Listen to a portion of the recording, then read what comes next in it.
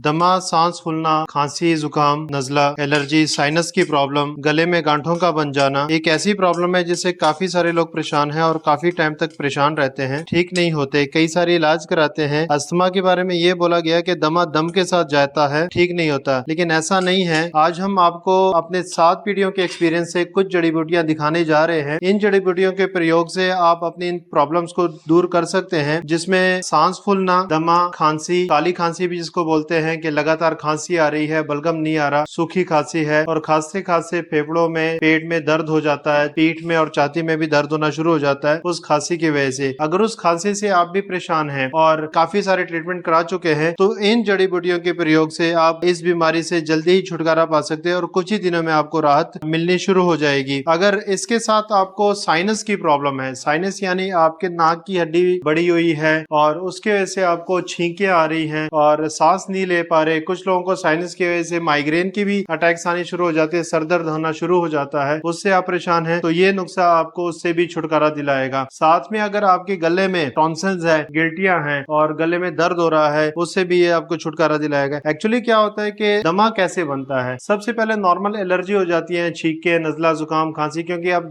जैसे आप देख रहे हैं कि मौसम बदल रहा है, बदलते मौसम में कुछ गलतियां हो जाती है, उस गलतियों की वजह से एलर्जी की प्रॉब्लम होनी शुरू हो जाती है और जब वो एलर्जी की प्रॉब्लम होनी शुरू हो जाती है तो उस एलर्जी की वजह से वो बिगड़ जाता है, जिसको हम देसी भाषा में बोलते हैं कि सर्द गर्म आपका बिगड़ गया है। तो सर्द गर्म के बिगड़ने की वजह से आपकी ये जो है सांस की जो फेफड़ों की नलियां हैं, बारीक नलियां, वो इन्फ्लामेशन की वजह से, सूजन की वजह से अंदर तंगी आ जाती है उनमें और आप सांस नहीं ले पाते और जो बलगम है, बलगम उनमें जमा होना शुरू हो जाता है। तो उससे बचने के लिए आपको ये जो है नुस्खा, इसका प्रयोग करना है। सबसे पहले आप देख सकते हैं कि आपने लेना है जायफल। जायफल लेना है। जायफल को अच्छे तरीके से आपने इस तरह के हमाम दस्ते में बारीक कर लेना है। जब आपका जायफल इस तरीके से बारीक हो जाए तो उसको आपने कढ़ाई में डाल देना है भूनने के लिए। साथ में आपने हल्दी लेनी है, हल्दी को भी इसी तरीके से कूटना है और उसको भी ये आपने इस तरह किसी कढ़ाई में डाल देना है। आंच बिल्कुल हल्की होनी चाहिए, हल्की हल्की आंच पे इनको भूनना है ताकि जले ना। जिस तरह आप ये देख सकते हैं ये भुन चुका है लेकिन थोड़ा गर्म है, ये आप देख सकते भुन चुका है लेकिन जला हुआ नहीं है, जलना नहीं चाहिए, हल्की आंच पे। और आपने दालचीनी लेनी है, दालचीनी को भी इसी तरीके से आपने बारीक कर लेना है, ये आप देख सकते हैं इस तरीके से बारीक कर लेना है, उसको भी आपने कढ़ाई में डाल देना है। उसके बाद आपने लौंग लेनी है, लौंग को भी आपने छोटा छोटा कर देना है और कढ़ाई में डाल देना है। काली मिर्च को आपने इस तरीके से पीस के और उसको भी आपने कढ़ाई में डाल देना है। साथ में एक कलवंजी है, कलवंजी आपने एज इट इज इसमें डालनी। जब ये चीजें आपकी अच्छे से भुन जाए तो गैस को आप बंद कर देंगे। बंद करने के बाद आपने ये 3 चीजें डालनी है, जिसमें आपने कलवंजी डालनी है, गैस को बंद कर दीजिए, और अजवाइन डालनी है आपने। ये आप अजवाइन देख सकते हैं जो घर में आप यूज करते हैं, नॉर्मल अजवाइन। इस अजवाइन को इस कढ़ाई में डालना है आपने और खसखस को डालना है। खसखस आप देख सकते हैं, अच्छी साफ सुथरी खसखस लेंगे। इन सबको अच्छे से भून लेना है क्योंकि अभी आपका ये गैस बंद है लेकिन कढ़ाई बिल्कुल गर्म है। आप इस तरह से देख सकते हैं कढ़ाई में से सेक निकल रहा है। जब ये सारी चीजें अच्छे से भुन जाए तो इन सब चीजों को आपने बारीक कर लेना है, पाउडर बना लेना है। इस तरीके से पाउडर आपका तैयार हो जाएगा। जब इस तरीके से ये पाउडर तैयार हो जाएगा तो उस पाउडर को लगभग आपने जो है छोटा जो चम्मच है, जिस तरह मेरे हाथ में जो चम्मच देख सकते हैं, आधा चम्मच ये जो पाउडर है,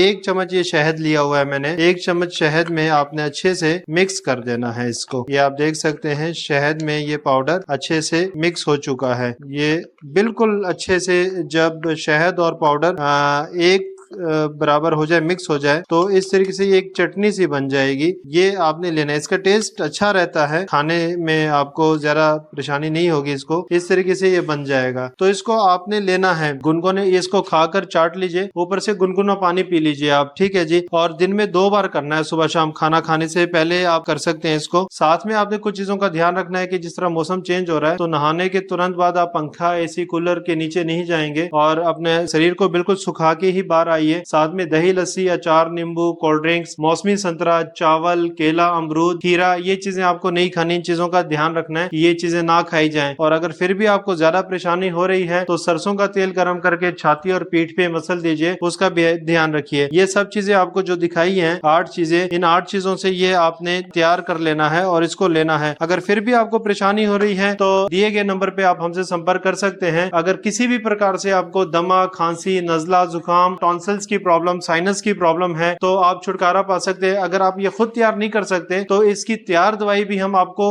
उपलब्ध करा सकते हैं, जो इन 8 जड़ी बूटियों के अलावा भी, जिसमें तकरीबन 28-30 जड़ी बूटियां और होती हैं, जो प्रॉपर आयुर्वेद के तरीके से 7 पीढ़ियों से जिस तरीके से हम उसको शुद्ध कर रहे हैं, यूज कर रहे हैं, उस तरीके से आपको हम उपलब्ध कराएंगे, जिसके कुछ दिनों के यूज से आप इस प्रॉब्लम से हमेशा के लिए छुटकारा पा सकते हैं।